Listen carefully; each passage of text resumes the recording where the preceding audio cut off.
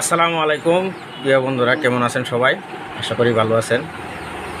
দেখেন ইদানিং ইন্ডিয়াতে যেটা ট্রেন্ডিংয়ে চলতেছে, তো রাহুল গান্ধী ডাঙ্গরিয়ায় দেখেন নির্বাচন আয়োগের উপরে যে আঙুলটা তুলছে, তো এটার একটা উদাহরণ দেখেন যে আমিও পেয়েছি।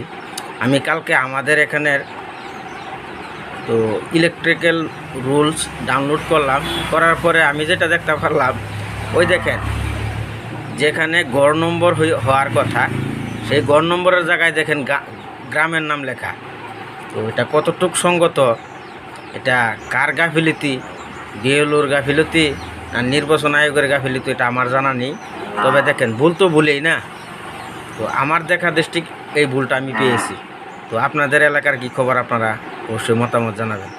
যেখানে গড় নম্বর হওয়ার কথা সেখানে গ্রামের নাম, এটা কি সম্ভব? তো এটা কার কার বাড়ির মানুষ, কার কি, এটা তো বোঝা যাবে না।